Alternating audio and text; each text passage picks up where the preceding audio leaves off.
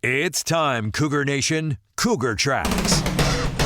The best season analysis with BYU insider Mitch Harper on KSL News Radio and on video every day on the YouTube page for KSL Sports. Welcome into Cougar Tracks here on the KSL Sports YouTube and KSL News Radio, your legacy home of the Cougars. I am your BYU insider, Mitch Harper. It's a Wednesday edition of the program. Happy to have you on board to the show. We're 3 days away until that massive showdown between BYU and Texas Tech. And what's exciting is the rankings are higher now for this matchup. Let's dive into the college football playoff rankings here on Cougar Tracks. The top story of the day. The biggest story in the world of BYU sports right here on Cougar Tracks. BYU checks in at number 7 in the initial college football playoff rankings for the 2025 season. Lowest ranked undefeated team in the college football playoff rankings. However, it's the highest start for BYU football in the playoff rankings. So decent start for the 8-0 Cougars, who head into a massive showdown against Texas Tech. The Red Raiders making their first ever appearance in the college football playoff top 25. They are ranked number 8 in the rankings. And what's interesting when you look at these rankings, BYU again at number 7. Big 12 got, I think, some decent respect. BYU at 7, Texas Tech at 8, and Utah, who BYU, of course, defeated on October 18th, 24-21. They're ranked number 13. Is there a world where 3 teams from the Big 12 could possibly reach the college football playoff? Maybe. It'd have to get pretty wild, but I will say this. When I look at those rankings, and you've got Ohio State at number 1, Indiana at 2, Texas A&M at 3. Those are undefeated teams. Why is undefeated BYU number 7 behind 3 one-loss teams in Bama, Georgia, Ole Miss? Bama's one loss is to a 4-4 football team in Florida State. That's one of the big questions that I have about these rankings. When you look at BYU's resume metrics, they have the 4th best resume according to the ESPN FPI. So after the playoff rankings get revealed every Tuesday night, the College Football Playoff Committee chairman, this year it's Mack, who is the current Baylor athletic director, he holds a teleconference with the media. It's kind of old school, over the phone, punch line 1. If you want to ask a question, I would have hopped on to the rankings and the teleconference, but I had to do my show first and 12 for some live reaction to the playoff last night on KSL News Radio. But Mack Rhoades was asked specifically why Alabama is ranked higher than teams like Ole Miss and BYU, and this is what Mack Rhoades had to say. I'm not sure when you look at resume, anybody had a better stretch of 4 games. When you think about Alabama, really, really impressive. 2 of those wins on the road, going into Athens, one of the hardest, toughest environments to be able to get out of there with a win. There was certainly discussion about the Florida State loss early on, but just felt like, that 4-game stretch, which, by the way, historical in the SEC, nobody's beaten four straight, ranked teams without a bye. And then, they also, finish that up with a good win against South Carolina. So that was the discussion. I think they're getting elite quarterback play right now from Simpson. So a really, really good football team. What stood out to me in that clip from Mack Rhoades, he highlights that Alabama beat 4 ranked teams consecutively in consecutive weeks without a bye. Ranked teams, this is the first edition of the rankings for the playoff. You don't factor in the AP, I thought. I thought that was a unintentional, newsworthy tidbit there. 4 ranked teams? No, your rankings just came out last night. again, that's why these rankings are frustrating. I feel like BYU's got a resume that says they should be at least 5. Why is a team that has one loss over against a 4-4 football team in Florida State, why are they at 4? I could entertain the idea of Ole Miss being above BYU. I could be okay with that. But then you look at Georgia beat Ole Miss. So maybe you say 6, but Bama, I think that's got to matter when you factor in the whole body of work. I think that's something of note. But for him to say they beat 4 ranked teams when your rankings just came out the first time, again, it highlights there's some influence from these AP and coaches top 25 polls that then carry over to the playoff rankings. Mack Rhoades was also asked his thoughts on Texas Tech, and within this quote about his comments on the Red Raiders, who BYU will face this Saturday, he had kind of a tongue-in-cheek comment that when you hear it, it's like, oh, it doesn't alleviate some of the conspiracies that people have between the college football playoff and ESPN. This was Mack Rhoades on Texas Tech. Great respect for them. Going into Utah, and again, we've got Utah ranked at 13, but going into Utah and winning at Utah, we thought was a really quality win. The loss at Arizona State without Barron at quarterback. Arizona State wins that late. So we do talk about, quality wins. We also talk about quality losses. But Texas Tech, just a really good football team. And look, we tried to help ESPN out with their ratings, getting BYU and Texas Tech together with game day in Lubbock. So enjoy that. Now, for context, he was answering a question to a reporter from the Lubbock Avalanche Journal. So I think he was saying, hey, reporter from Lubbock, enjoy that. That's how I kind of interpreted it. But when you just read the quote, it doesn't come off the way that you would think. But I digress. What's of note there for BYU in that clip? Quality losses. The Big 12 apparently has that. BYU already took care of business against Utah. Obviously, they're looking to take care of business against Texas Tech this week.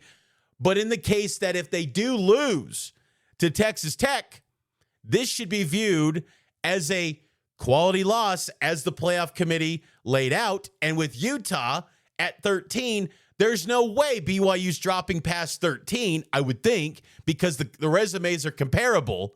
You're going to give BYU the head-to-head edge because they won the head-to-head matchup. So this is a spot this week with BYU and Texas Tech where the Cougars, it shouldn't be an elimination game. If they lost this game and they're competitive, this should be a BYU team that still sits in the top 10 of the playoff rankings, in my opinion, when you hear that commentary on Texas Tech. Now, the catch is the committee always has the ability to say, we tear down the rankings every week and start from scratch every week. And that allows the opportunity for teams that, build up their resume and have some stronger opponents down the stretch to make some runs. Now, you look at the rest of the rankings. There's some teams on the back half of the rankings, like in Iowa, who's got 6-2, and they got Oregon coming up. Pitt's got some big games coming up, and I bring them up because they could catapult quickly up the rankings. So just to assume, BYU's at 7, if they only lose one game, they'll continue to climb, or they won't dip past 10. You just never know because everyone's resumes and body of works change, and the committee always says they tear it down every single week. It's hard to imagine that they actually do that, but get a little bit leery. It opens up the door for another Big Ten, another SEC team to make way and really soar up the rankings. So keep that in mind going forward. But I thought it was interesting hearing that commentary and seeing the actual playoff rankings as number 7 BYU will take on number 8 Texas Tech this Saturday in Lubbock. 10 a.m. kickoff on ABC and KSL News Radio with extended pregame from Lubbock beginning at 7 a.m. Let's take a break. We'll get to more BYU football talk as you'll hear from BYU wide receiver Chase Roberts around the corner here on Cougar Tracks on the KSL Sports YouTube and KSL News Radio. Welcome back into Cougar Tracks here on KSL News Radio and KSL Sports YouTube. BYU's getting ready for, I think, maybe the most anticipated football game, definitely in the Big 12 and maybe in the Kalani Sitake era against Texas Tech. Number 7 BYU versus number 8 Texas Tech. And to get the lowdown on this talented Red Raiders squad, I'm joined now by Jarrett Ramirez, staff writer, lead writer, recruiting analyst for RedRaidersports.com. And I'll admit, at Big 12 Media Day, when Jarrett asked a question, I think, to Coach McGuire at Media Day, and Coach McGuire said, "Wreck him" to Jarrett. I'm like, that's my guy I got to talk to for Texas Tech week. So, Jarrett, happy to have you on board, man. Yeah, man, Mitch, I appreciate it. I'm always I always get excited to talk about the Red Raiders. So it's I really appreciate it and enjoy when people reach out. So yeah, thank you again for having me on. This is a huge game, and this Texas Tech team is super talented. What has impressed you the most about Texas Tech in this strong start this season? They're just a tougher team this year. I think they're just a lot more physical. I think the staff and the recruiting staff and the personnel department, like they've put a big emphasis on wanting to recruit athleticism and measurables, and so you've seen that evolve a little bit, as they've progressed from when they first got here in 22. But really and truly, I mean, with what they were able to do with the portal class, they're just a lot more talented. They're just a lot tougher, a lot bigger, and they've handled the adversity better than I think some of the McGuire teams in previous years have. And they've done it. They've handled adversity after they didn't really face a whole lot those first few weeks in the non-con.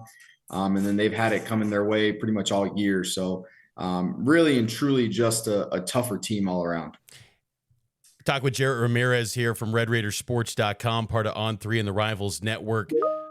Going into this game against BYU, Baron Morton has had a very strong season. There's been games where he was out, and even the playoff committee noted that one loss to ASU was without Baron Morton. What's been your impressions of Morton this season and how he's evolved as a quarterback of this program?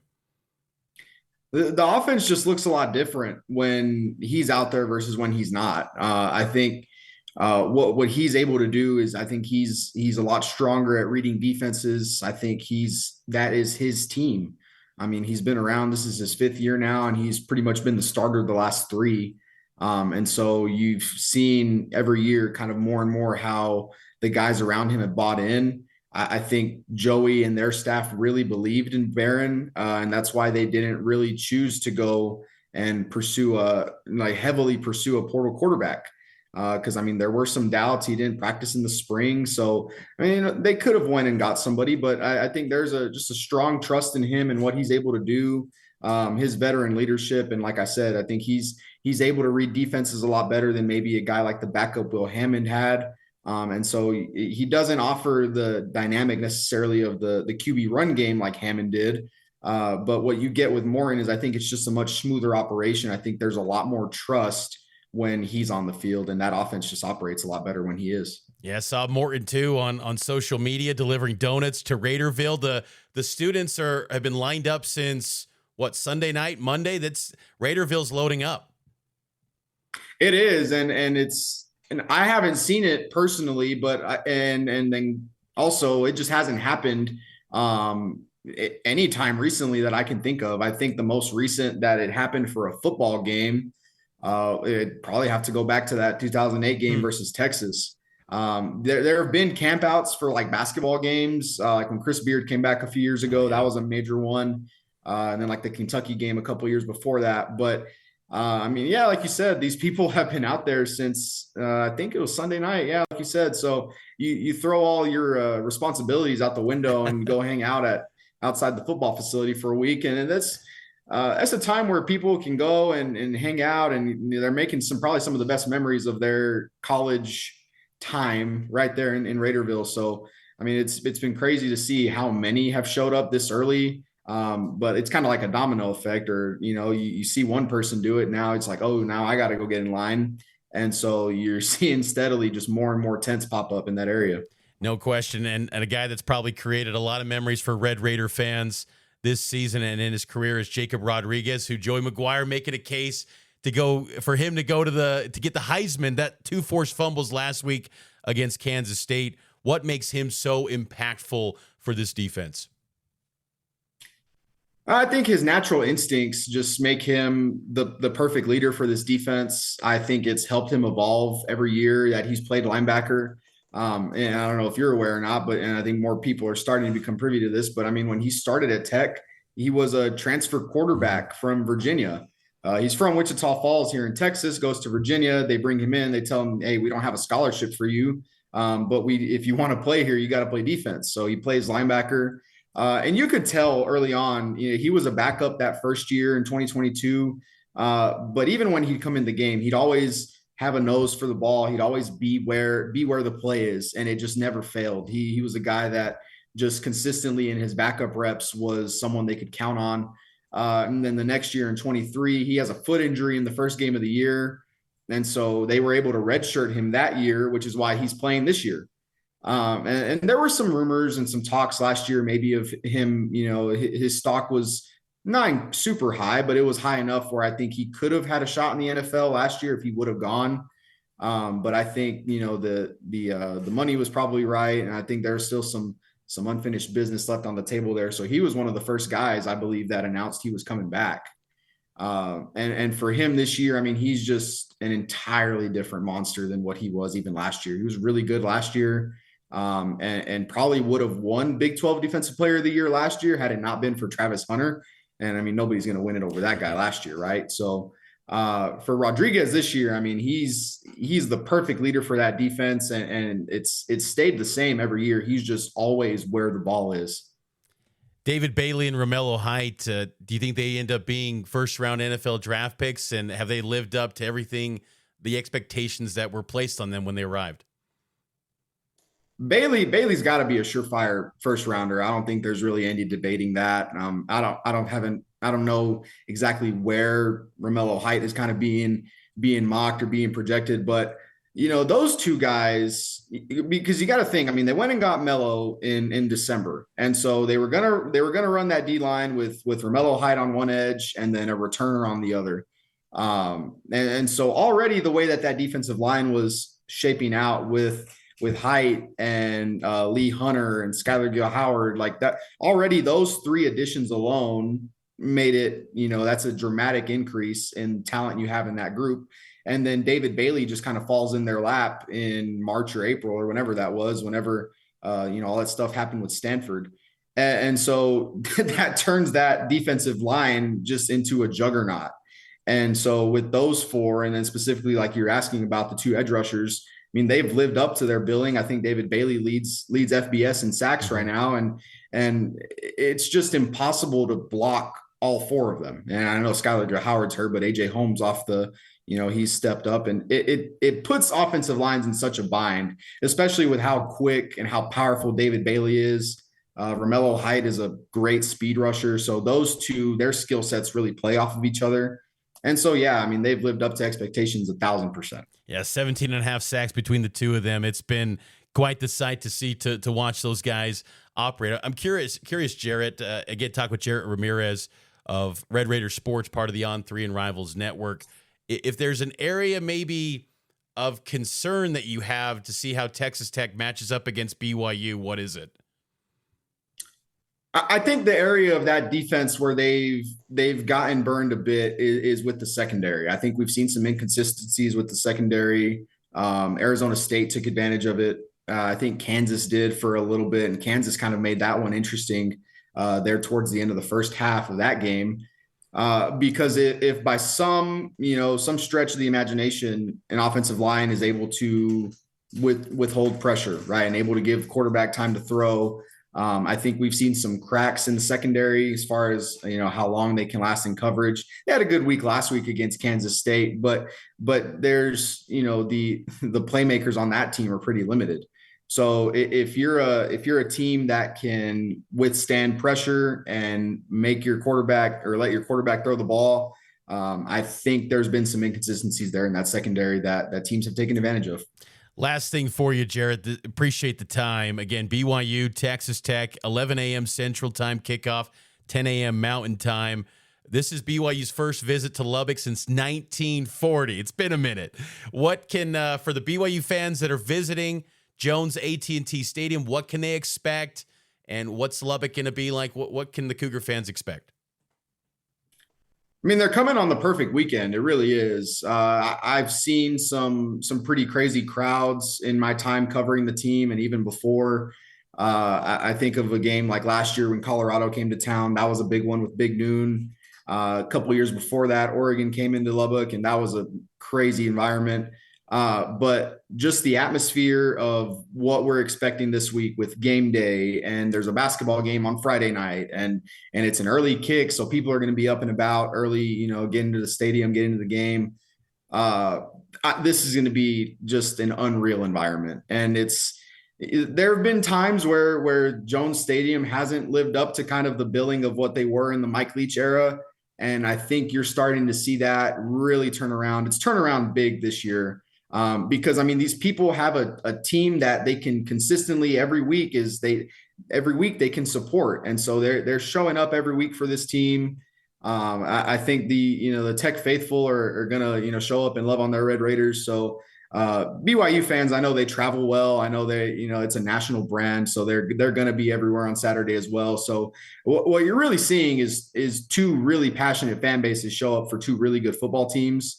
And so it's going to be just a great environment all around. Cannot wait. And I think these two programs have the potential to maybe be the class of the Big 12 for hopefully years to come with the way that they're investing and committed to their athletic department. So, Jarrett, appreciate the time. Looking forward to more of your coverage and bylines. Again, you can check him out on RedRaidersports.com and also on X, Jarrett D. Ramirez. Appreciate the time, Jarrett. Mitch, hey, I appreciate you having me on. Are you coming to Lubbock on Saturday? I will be there. I will be in Lubbock, so looking forward to it. My first trip. All right, sounds good. I hope you enjoy it.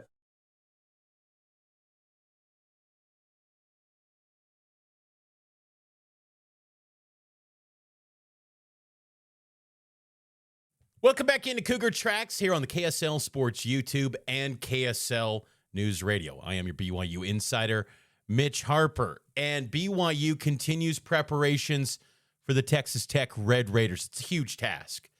But one area, as you heard from the Texas Tech insider here on the podcast, Texas Tech secondary could be vulnerable to giving up some yards, and that's got to bring a big grin to the face of BYU's leading receiver, Chase Roberts, who has 32 catches, 591 receiving yards, and 4 touchdowns, and he's shown big playability. This is my conversation with BYU star receiver Chase Roberts here on Cougar Tracks. BYU football is getting ready for a top 10 clash against the Texas Tech Red Raiders, and joining me now is BYU wide receiver Chase Roberts. And Chase, just moments ago, saw you grounding, I believe, with Bear Bachmeyer.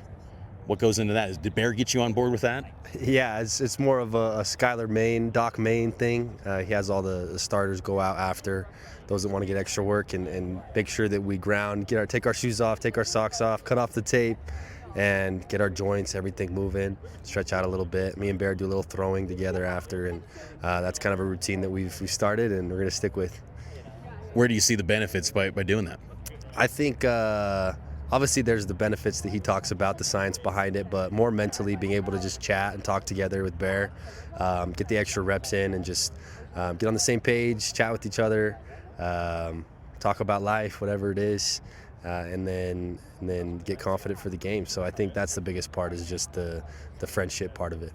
And the confidence showed itself quite a bit in Ames a couple weeks ago with you guys getting that big win. How confident is this offense right now heading into this big game against Texas Tech? Yeah, we're super confident. I think we just need to do our job, stick to our 111th and love the challenge. I think we're all wanting this moment. and that's what it takes, wanting to be out there, wanting to match up against the best guys and just go give it our all. So we're confident, ready to go.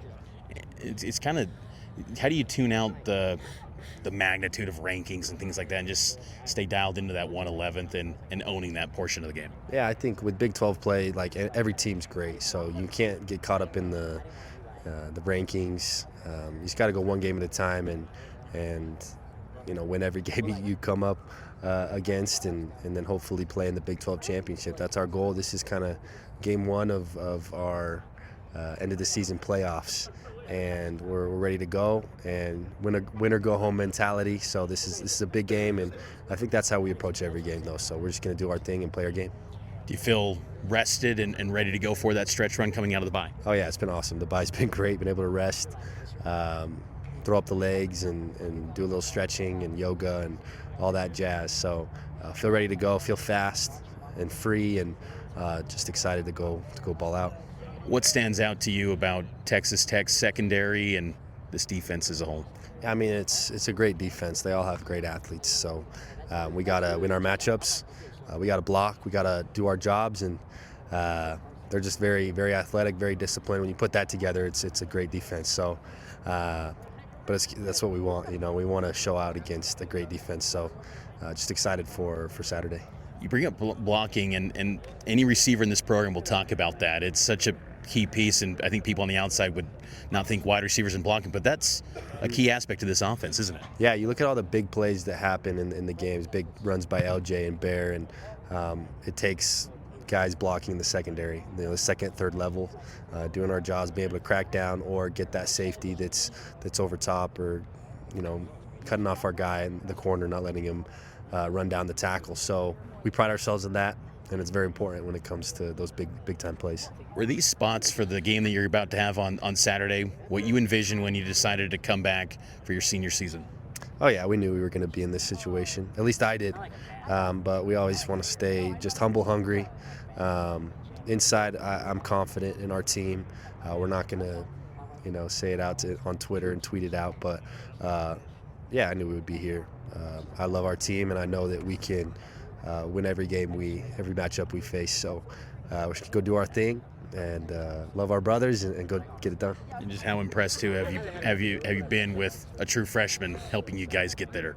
Yeah, he doesn't play like a true freshman, so it's fun to see him go ball out and just be him and play his game. It's just the game we played as little kids, So you go out and you make plays, and you rely on your training and athleticism and what you've been doing growing up. So that's what we do. It's like backyard ball, and we go have fun. So. Last couple things here, Chase, just areas of focus for the offense this week heading into this game.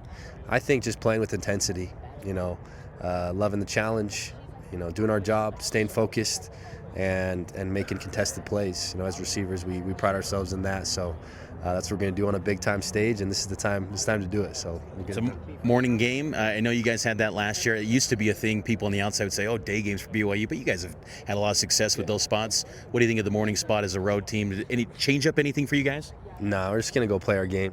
We've been on the road. Last year against Baylor, we woke up, early and went and started fast. It's the fastest game we started, I think, as an offense. So that's the plan again this Saturday. And that's BYU wide receiver Chase Roberts. Looking forward to seeing how Chase performs in this top 10 clash, first ever top 10 game in the history of BYU football. I got to think he envisioned these sort of opportunities. As you heard, that's what he wanted to do when he returned for his senior season, and BYU is in position to obtain everything that college football has to offer. And this weekend is the biggest game to date for this BYU football team. That's going to do it for this Wednesday edition of the show. We'll have more from BYU football practice tomorrow and more in-depth breakdown of this BYU Texas Tech matchup. We'll have more coverage coming up this weekend from Lubbock, Texas. So subscribe to Cougar Tracks wherever you get your podcast. Leave a 5-star rating and a review. I'll talk to you tomorrow here on Cougar Tracks on KSL News Radio and the KSL Sports YouTube page.